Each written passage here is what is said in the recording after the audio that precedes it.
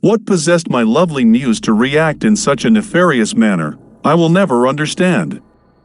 First, smashing her fists violently through each one of her reflections within the hall of mirrors, where she had led me to, through an underground passageway, then tricking me, so I would fall into a large opening, where I have found myself swirling around in a massive vortex, gradually descending at each passing turn. As I look up, to the direction from which I had entered this maelstrom, I can see her terrible face, as she shrieks with laughter. How can she find my eventual doom so amusing? Never mind, there may only be a few minutes more for me to live. What portends, far below, I may never know. What is apparent is, I still exist, at least for the moment. My heart still beats, I still breathe the air, and I still have thoughts. Yes, I can still summon up my memories, as I float in slow motion to the depths beneath me. I can remember clearly now, how it all began.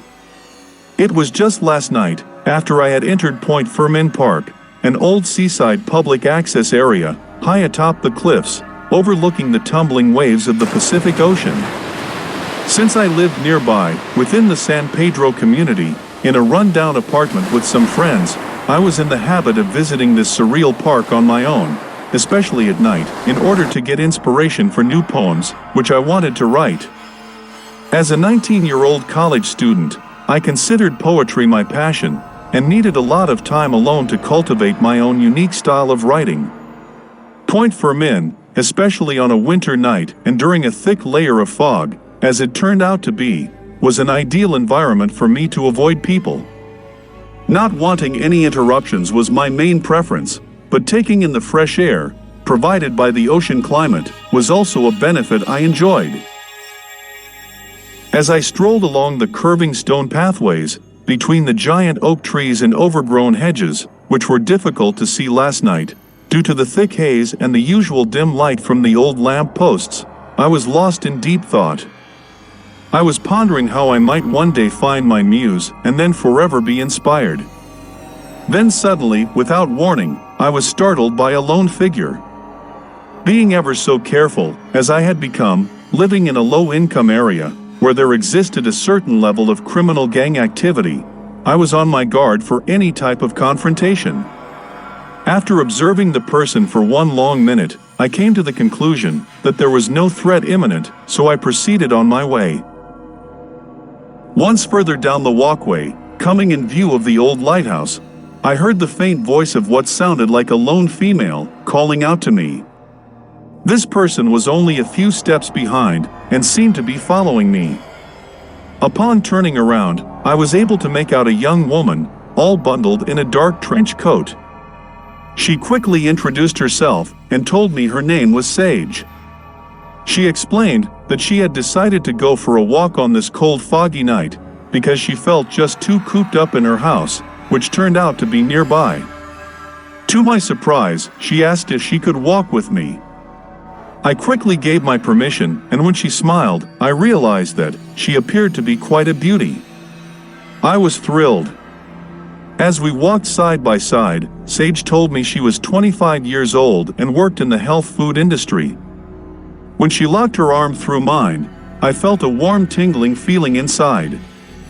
How could I be so lucky? I thought.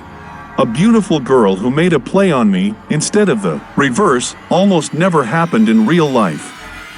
Could Sage be my long-sought-after muse? I asked myself. In a slow walk, full of warm chatting on that winter night, after we passed the lighthouse, Sage suggested we go have a drink at the nearby Walker's Cafe, just at the edge of the park, near the mysterious fenced-off area, known as Sunken City. When I told her that I was always hesitant to go there, due to the usual crowd of nasty-acting bikers who frequented that establishment, Sage replied by informing me that the biker gangs who hung out at Walker's almost always left before nightfall for some reason. She seemed to be better informed than me about the activities in the area around the park, but that came as no surprise when I later learned how close her house was to Point Fermin. As we proceeded to exit the grounds, there was an especially dark stretch, which we had to pass through. This is where I became amazed by the impulsive action Sage took to illuminate our path forward. Without saying a word, the young woman began to snap her fingers to a count of 1, 2, and 3. And as she did this, a hanging lantern suddenly blazed on for each snap.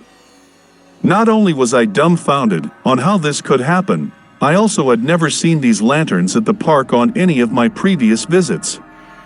Moreover, under each of these lights, there was a colorful ceramic garden gnome figure, which I also had never encountered at Point for Men in all my walks there.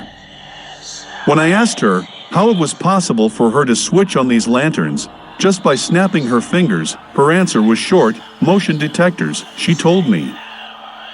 It was an incredible feat, to say the least. When I tried doing the same by snapping my fingers, I was unable to achieve the same result.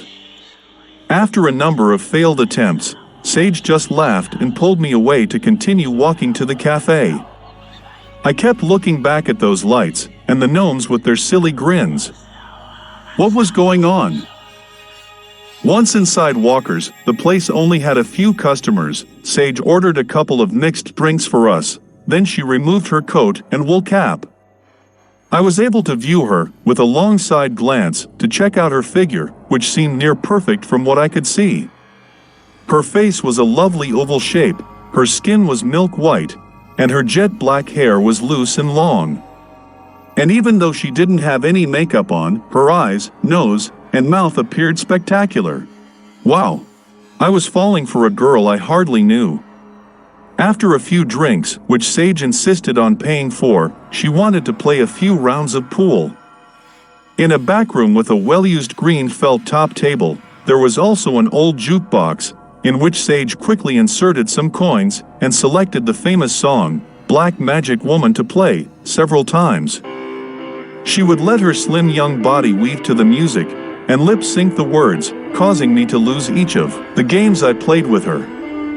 At one point, she picked up the 8-ball off the table and gave it a long kiss, then proceeded to give the ball some wild licks with her tongue fully extended while staring at me. What peculiar behavior from this unusual female.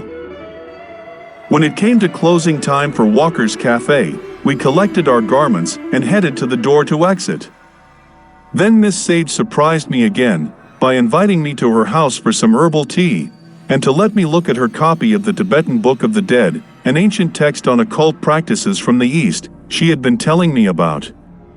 Of course, I did not refuse. I was under no obligation to return to the apartment that I shared with my deadbeat friends. I was all in on following the lead which Miss Sage had provided wherever that would take me. The house where she lived was very close to the park. It was only a 3-minute walk from the cafe. Another aspect about the location of her home was, it bordered the mysterious Sunken City area, a former street, parts of which that had suddenly slid into the sea far below due to major landslides, beginning in 1929. Since several people, including children, who had wandered into this vicinity over the years, fell from the high cliffs onto the rocks in crashing waves hundreds of feet down, the authorities were forced to take safety precautions by fencing the area off from the public. When we entered Sage's house, after opening the door and allowing me in, she once again snapped her fingers, and immediately several lights in her home switched on. After she viewed my deadpan face, she just repeated the claim that motion detector devices gave her the ability to control electric lights.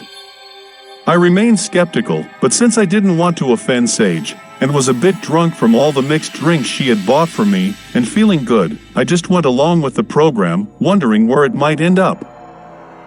It didn't take long before I found out. Miss Sage took me by the hand and led me upstairs into her bedroom.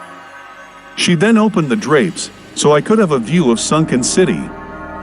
It was strange, for the heavy fog had since lifted from earlier that evening, and there was a near full moon above, which shed its cold white light upon the Sunken City grounds. There was never a more dreary sight than that scene. At that particular moment, I was thinking, "Isn't it beautiful?" Miss Sage asked.